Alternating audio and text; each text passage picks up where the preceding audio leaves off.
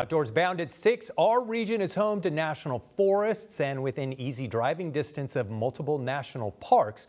We're talking about more than 1 million acres of federal land. Now that raises the question, what impact will the federal shutdown have on people who fish, hunt, hike, and trap on those federal preserves? Our George Noliff has been looking into it. He joins us now with what he's found out. Hey, George. Hey, Ron. In the short term, shutdown shouldn't affect us too much unless you have to deal directly with a federal employee on paperwork or for a tag or a stamp. How y'all doing there, folks?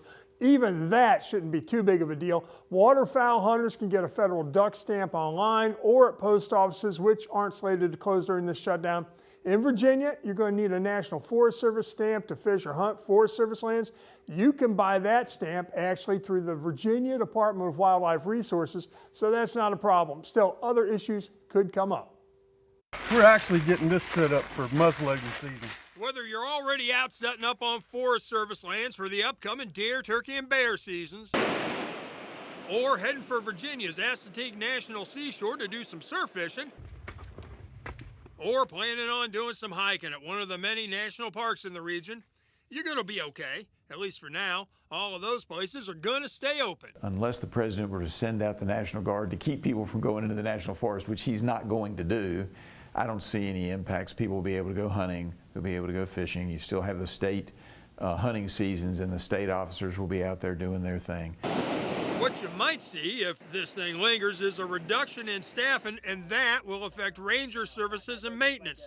You might also see a closure of developed campgrounds, visitor centers, and other facilities. Still, the vast majority of outdoors resources are going to be available. I think federal lands will predominantly be open. It may be that a few of the rangers shut a road down here or there. We'll try to work on that.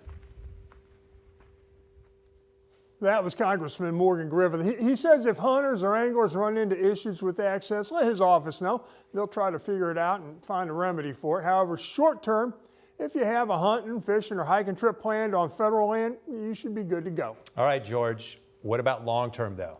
You could see an impact on conservation efforts of various wildlife and plants, as well as efforts to restore and manage certain fish species from federal fish hatcheries.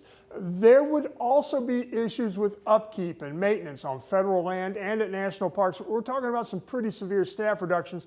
Case in point, the National Park Service says about 64% of its workforce is set to be furloughed. Yeah, 64%. Hopefully they can get this thing settled sooner rather than later. I think we all are pushing for that. Thank you, George.